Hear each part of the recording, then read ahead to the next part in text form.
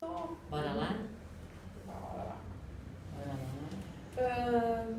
Então, nós estávamos falando dos adolescentes, né? Da questão da cobrança, né? De estar atento a também não querer que os nossos filhos façam inglês, espanhol, façam um esporte, façam a oficina da escola, né? Super, a gente está querendo ocupar a natação, que também não pode faltar, né? Porque os amigos fazem, é um compromisso. Isso acaba deixando eles estressados. Com certeza. Aquilo que é para ser isso, ali está, Silvia, a ansiedade que gera o medo e a preocupação, né? Por quê? Porque se torna compromisso. Aí as pessoas perguntam, mas a ansiedade vem de onde? Bom, eu defino a ansiedade como excesso de futuro, tá? Porque eu fico ansioso por algo que está para acontecer. E se eu estou com a minha mente projetada, só lá para o futuro, ou seja, os pais colocam os filhos fazer tudo isso que você falou, por quê? Porque estão preocupados com o futuro. Ok.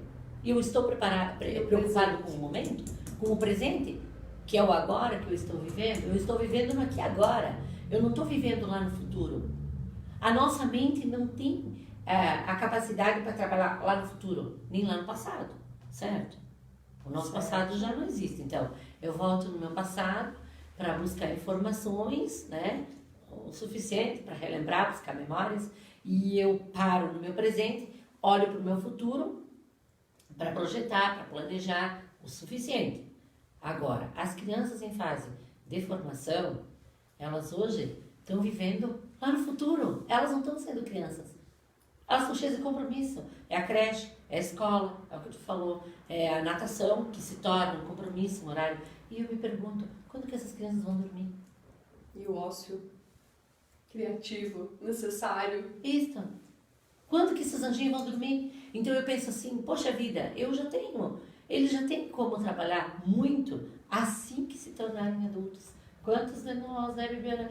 Quantos de nós, né, Silvia, que a gente daria tudo para dizer, hoje eu vou ficar em casa dormindo, quero ficar toda a manhã sem ter nada para fazer. Não dá, tem coisas para fazer. Nós já somos adultos. E ainda assim, de novo eu repito, a gente tem dificuldade para lidar com esse compromisso diário, Então se coloca no lugar da criança, se coloca no lugar do adolescente, que sai da escola e vai para o outro lado. A escola por si já é tensa. As provas são... Augusto Cury fala, né? Que a escola é a maior fábrica de estresse. E aí também é uma das causas do momento, né? De eles estarem sem ânimo. Eles estão cansados e frequentam CTGs e vão para rodeios e fazem isso, fazem aquilo e competições, e isso tudo tira o foco, exige muito. A mente não descansa e chega uma hora que você não consegue mais administrar isso. Isso provavelmente vai explodir, em algum momento da vida vai. Aí você chega na adolescência, que é uma transição, onde tudo lá dentro é confuso, né? Não tem organização nenhuma, porque eles estão transitando onde está morrendo a criança para o renascer do adolescente e depois o adulto, e aí eles ficam sem saber como administrar isso. Eles ficam perdidos. E aí no meio dessa rebeldia aparente, os pais não sabem lidar, estão muito ocupados. E aí a consequência só pode ser aquela que nós falamos, que é a depressão, a ansiedade excessiva, e aí eles recorrem a métodos nem sempre o melhor, né? Os pais estão levando muito os filhos para a medicação. Medicando. Um abraço especial para Clarice Zorzi, a Chloé Scopel. Oi, obrigada, Marinha. gente. Oi, amigos. A Giovana, a Janete Nodari. Oi, Janete. Beijo, mãe. Beijo. O Luciano, a Julie Nossal. Obrigada, Julie. Podem ficar à vontade de perguntar. Que estamos aqui para esclarecer todas essas dúvidas. A ideia da live é essa mesmo. A gente, nesse bate-papo, estar ajudando, né, a perceber daqui a pouco aquele sinal da pessoa que está aí do nosso ladinho, né? E nós estávamos falando também, meninas, Bibi, da tua questão, né? Que daqui um pouco a gente pensa que não, mas pode ser uma somatização, né, Helenice? Sim, uma somatização. A depressão pode ser uma somatização. Às vezes a gente quer se fazer forte, então se manter forte, né? Então, não, eu sou forte, eu vou passar por isso. E passou por muitas questões, e daí chega um momento que... Às vezes abraça tudo, né? Quer ajudar os outros, vai absorvendo, passa por decepções, frustrações, engole, aceita, né? E isso vai acumulando, porque é o que eu sempre digo, né? A gente vê por aí muitas pessoas que sofrem com luto, com diversos motivos, né? Tristes, vamos dizer assim, né? Mas nem sempre a depressão ela é gerada devido a isso. Às vezes pequenas coisas do dia a dia, que nem eu falei, como aconteceu comigo, pequenas decepções, decepção amorosa, alguma frustração com o trabalho, querer ajudar muitas pessoas e não conseguir fazer tudo o que deseja e ir acumulando isso aí. E aí, como a Helenice falou, chega um ponto que já tá, o copo já tá cheio, uma gotinha é suficiente, né, para estourar isso aí. É aquela coisa que nós falamos antes, que na verdade a gente tava batendo papo antes de começar a live, né? Isso. Que o ventre materno já é uma pré-escola. Então muita coisa já vem de lá, do estresse da nossa própria mãe, das situações de vida dela, dos nossos antepassados. Muita coisa vem na hereditariedade, muita coisa na educação. Então são muitos fatores, né? E muitas coisas estão embutidas no nosso subconsciente. Por exemplo, aquele dia que você acorda assim e do nada você diz: ai, sei lá, não tô legal hoje. Não tô legal, não tô no meio-dia, tô tristinho. E aí você faz uma pergunta básica pra pessoa, né? Tá, mas tem alguma causa? Por que você tá assim? Aconteceu algo? A pessoa fala: não que eu saiba não. Ok, eu tento puxar mais pra trás. Mas há dias atrás, tenta pensar, vem alguma coisa na tua memória. Também não. Então, beleza. Aí é o que se chama de janela killer, definida por nosso querido mestre Augusto Cury, não é tese minha, mas que faz todo sentido, né? Que são as janelas do subconsciente. Uma janela se abriu, em função do que essa janela se abriu? Sei lá, talvez esse dia de sol, talvez o dia de chuva, aconteceu algo lá no passado, na minha história, sei lá quando, que gravou na minha memória algo que não era legal, um fator triste, pode ser o cheiro de algo que dispara o gatilho da minha memória, e a janela se abre, me coloca naquele estado de tristeza, naquele estado deprimido, assim, que não é depressão, é só um estado de você estar deprimido, né? E você fica naquele estado de ansiedade e tristeza. Porém, se for uma janela aquilo, uma janela do passado, como ela se abriu, ela se fecha. E é provável que o teu estado vai recuperar. Mas se você permanece nesse estado, né? Então você tem que pensar, o que foi que aconteceu? Qual é a fonte? E a gente busca, às vezes, lá no subconsciente da pessoa, né? Através da regressão de memória. Por falar nisso, já vou aproveitar para dizer para vocês, né? As pessoas que tiverem interesse, dia 17 de outubro, nós vamos fazer uma regressão lá na minha sala de trabalho, uma regressão ao vivo, onde as pessoas vão saber o que é a hipnose, tirar todas as dúvidas. Sabe, tem muito tabu, muita crença, muito medo. Eu não acredito nesse método, o que é ele? Então você vai ter a oportunidade de assistir e depois nós vamos fazer umas dinâmicas que é para libertar. E as pessoas vão ter essa oportunidade de abordar coisas assim. Perfeito. Sejam bem-vindas, Emanuele, Rosemary. Helenice, existem pessoas mais propensas a ter depressão? Sim. Existem pessoas mais propensas, sim. As pessoas que, como a Biba falou, que se doam muito, tá? Elas se doam muito também, acho que aí acaba tendo um diagnóstico disso, né? Que são normalmente pessoas que têm uma carência ou têm um sentimento de rejeição que pode estar vindo lá de trás, e aí elas acabam se doando, mas aí vem aquela coisa: eu faço, mas ninguém faz por mim. E aí a gente começa a cair naquele desânimo, naquela coisa de dizer, poxa, não vale a pena, essas coisas que as pessoas dizem, eu sou uma burra mesmo, eu não, né, eu fico me doando e as pessoas não retribuem. Então, essa doação excessiva faz com que a gente caia num estado de tristeza muito grande, né? As pessoas com histórico de alcoolismo são mais propensas, as pessoas com bipolaridade, né, que oscilam assim, sai de um estado para o outro, essas pessoas são mais propensas. Aquelas pessoas que você vê que por qualquer coisa elas se metem em confusão, brigas, né? Aquelas pessoas também que andam em alta velocidade,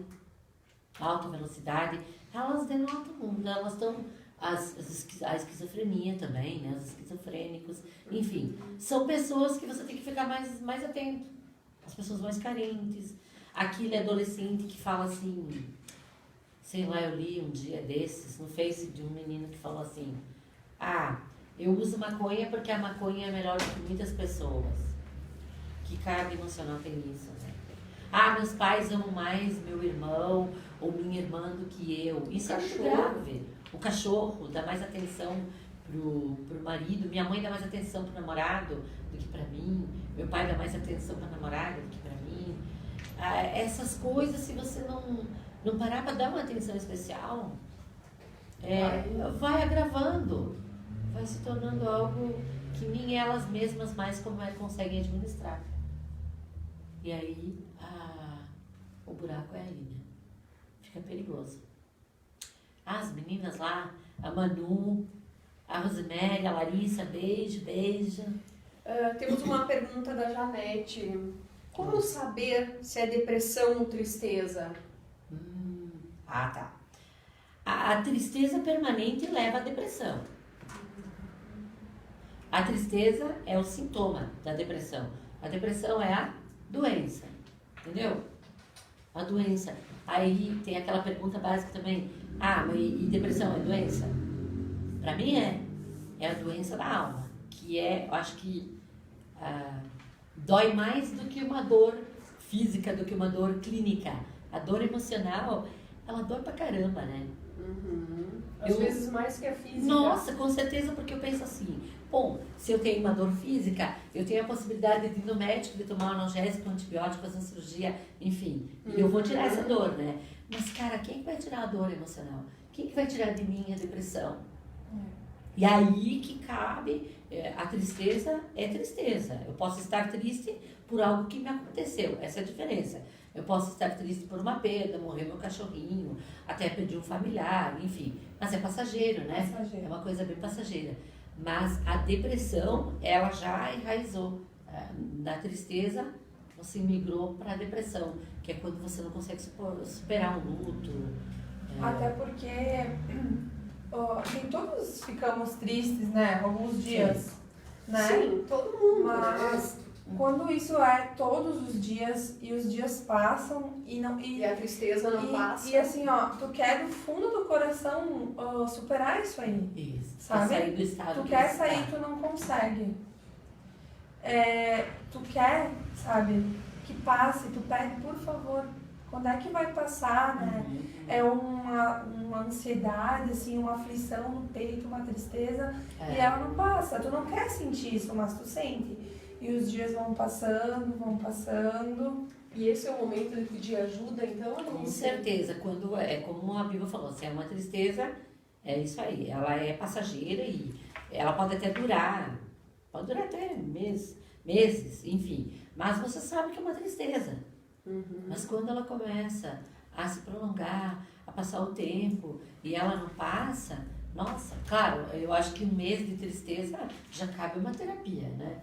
Acho que você tem que lá no mínimo abrir teu coração, e às vezes as pessoas dizem assim, nossa, a gente aplica técnicas, né? Técnicas de PNL especialmente.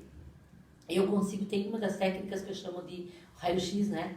E eu consigo achar e dizer assim, muita coisa aconteceu de ruim na tua vida que pode te levar a esse estado. Mas o fato que mais deprimiu você, a razão principal está aqui. É esse fato aqui. Então a gente ressignifica ele, né? Coloca eu trabalho na memória da pessoa, ressignificando ela, depois coloco uma música legal, a gente abraça, a gente chora junto. E só o fato de você abrir o teu coração, e eu sempre deixo meu WhatsApp ligado. Pode querer, Silvia, Pipiana, tu sabe, né, Pipiana? Sim. Eu sempre deixo a pessoa aberta, eu não faço assim, eu trabalho na terapia, depois você sai daqui e esquece que eu existo. Não, você vai continuar conectado a mim e a gente consegue diluir isso, né? E ajudar a pessoa a sair desse estado aí. Certo. E também é bom saber pra Janete aí que existem 2 tipos de depressão, né? Que é a química e a depressão psíquica. Qual é a diferença nisso? É bem importante isso. A depressão química é aquela que cabe o medicamento. Que você vai no médico primeiro e você descarta. Tá com as vitaminas boas, tá tudo em nível legal, tá com o lítio legal, a tireoide tá funcionando legal. Então, tua depressão não é química. Então, não cabe química. Certo. E a psíquica é aquela que tá tudo normal aí, mas você tá naquele estado de tristeza que a gente falou. Então, Perfeito. se for química, cabe o medicamento. E se não for, então você tem que procurar a terapia. Você pode até tomar um medicamento por 4 meses, mais ou menos.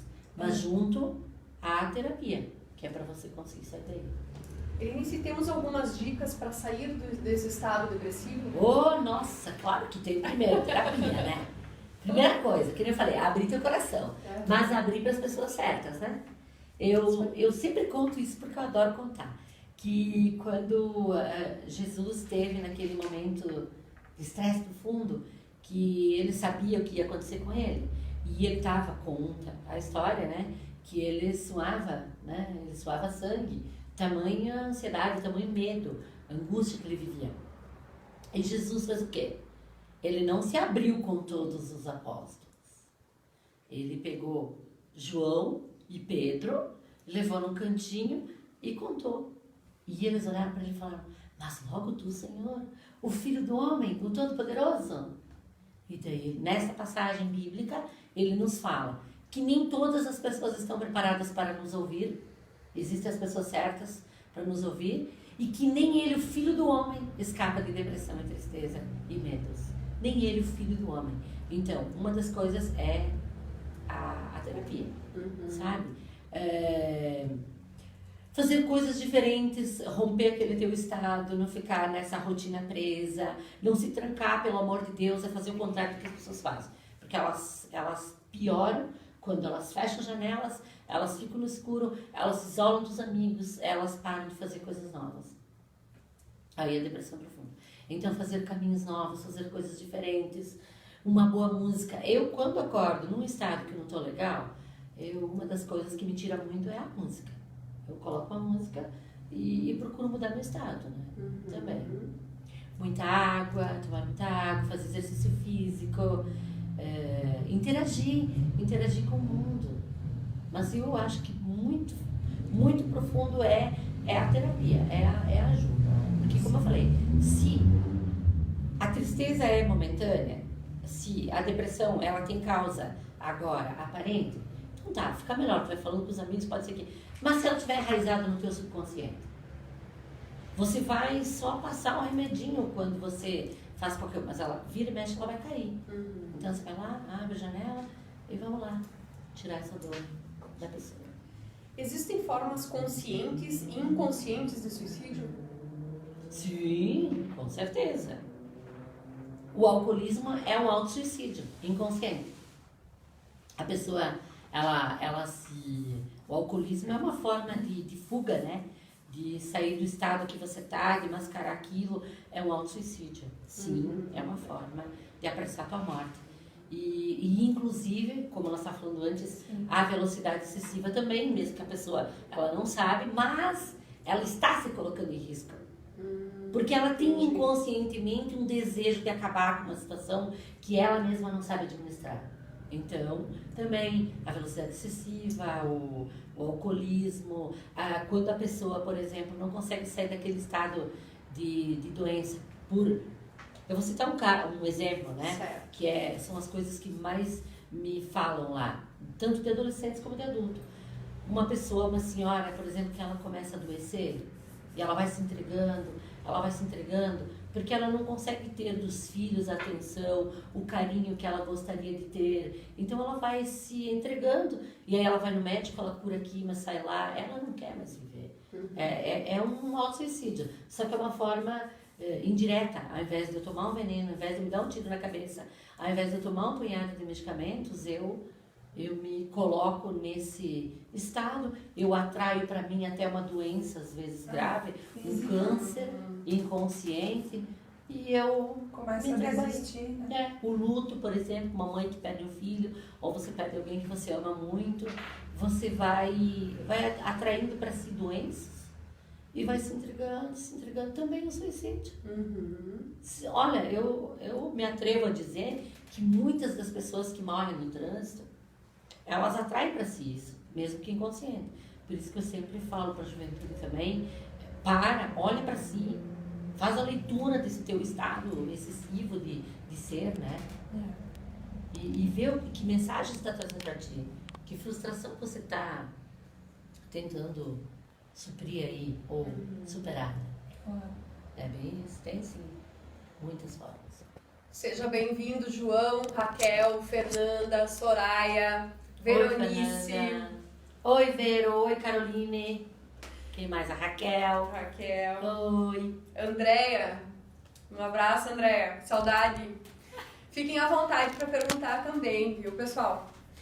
Ele inicia a baixa autoestima, as críticas excessivas, as cobranças exageradas. Sim, são fatores. Podem ser fatores? Coloca a pessoa em estado de risco. Ela passa... a estima, por exemplo, ela é bem comum nos jovens, né?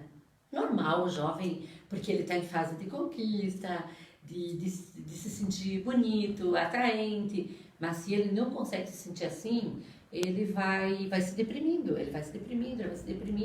até que ele para, né? E é bom destacar que a autoestima vem também da cobrança excessiva dos pais. Quando se exige, chega um ponto que você cobra além daquilo que a criança pode dar, e ela começa a se achar incapaz, ela acha que tudo que ela vai fazer não é legal, ela começa a se achar impotente, né? E aí ela vai se deprimindo. Então,